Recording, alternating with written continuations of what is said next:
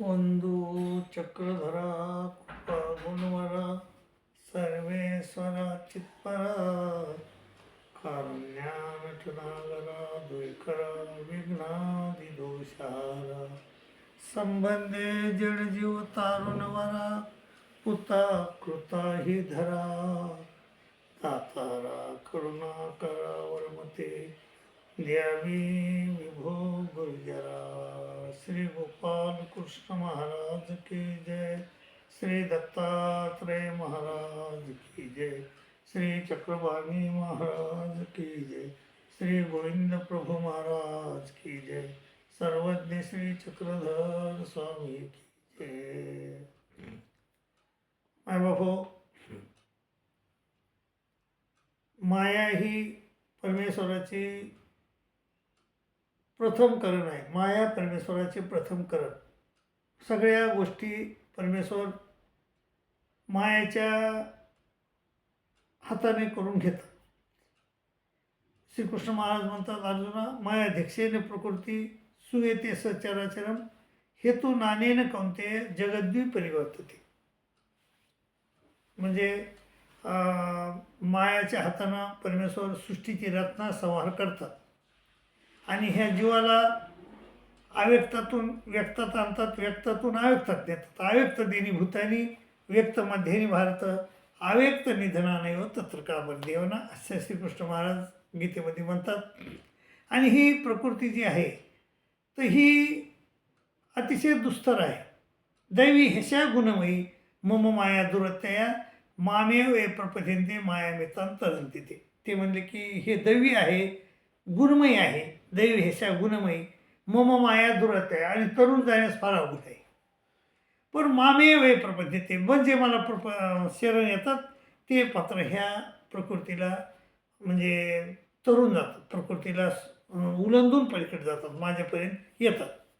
तर असं ही जी माया आहे ही परमेश्वराच्या आज्ञेनं जीवाला अव्यक्तातून काढून व्यक्तमध्ये आणते। अव्यक्त दिनी भूतानी व्यक्तमध्यानी भारत अव्यक्त निधानैव तत्र कापर देवाना आणि इथं आणते। आणि इथं आणल्यानंतर आपण चतुर्विध कर्मफळाला जातो। स्वर्ग म्हणजे इंद्र चंद्रादिक ह्या देवताची फळे। नरक म्हणजे मनुष्य देहाखालील देह मिळणे याला नरक म्हणतात। मनुष्य देहाखालील जन्म मिळणे याला नरक म्हणतात। स्वर्ग नरक कर्मभूमी म्हणजे ही जी आपली शरीर आहे तर ह्या शरीराला कर्मभूमी असं म्हणलेलं आहे।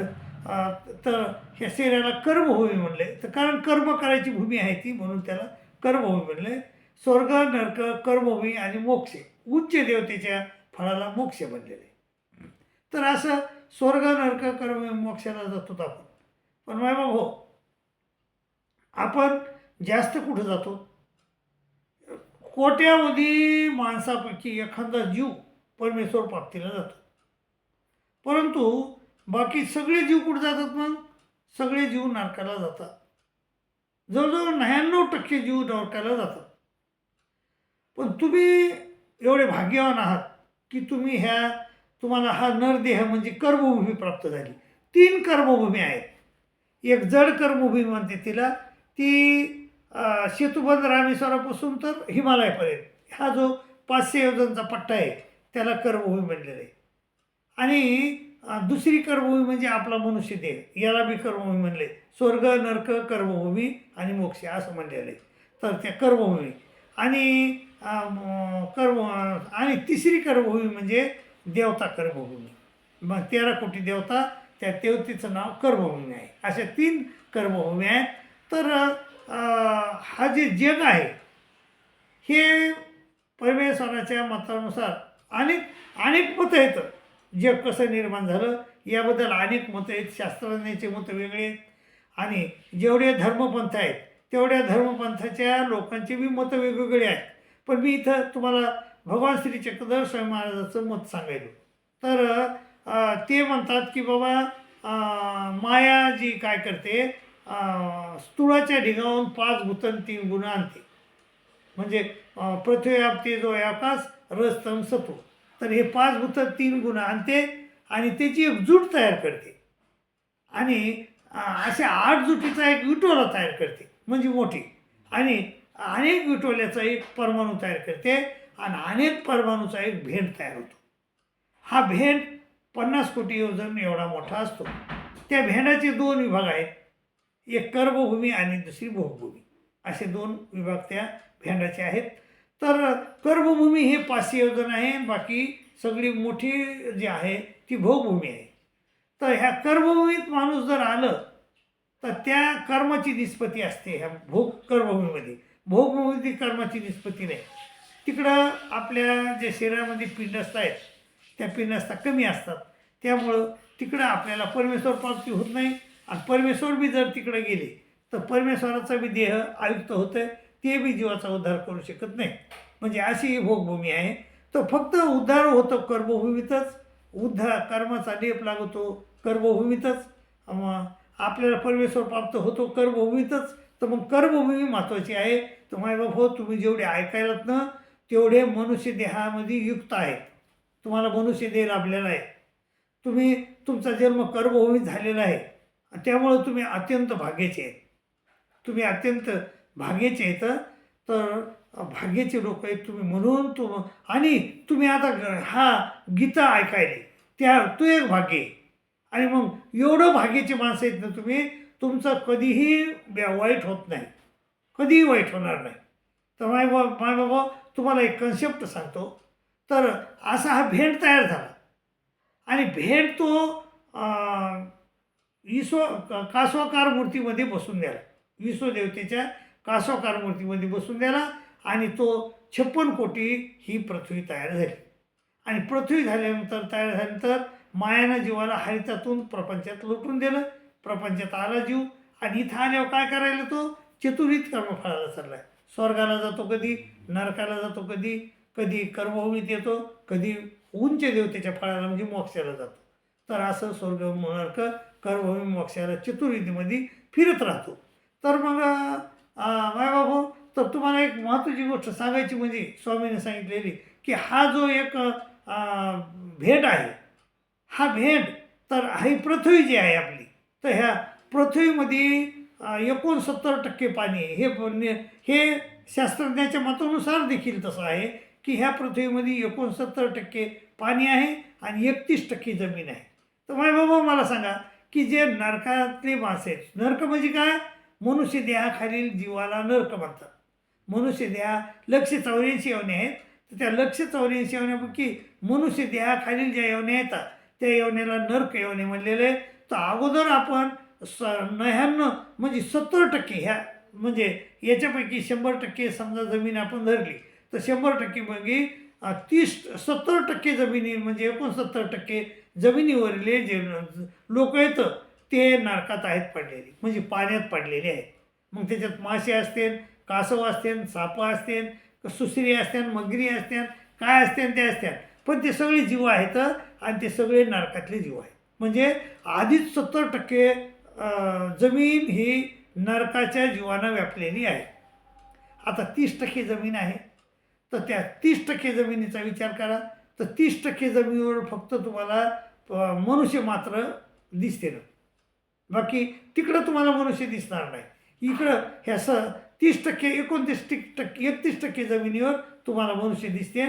आणि ते बी किती मनुष्य येतं सांगा. आणि इतर येवण्या म्हणजे किती येतात, म्हणजे मुंग्या, कुत्रे, मांजरे हे किती येतं, ते जवळजवळ 99% येतं. 1% मनुष्य आहेत.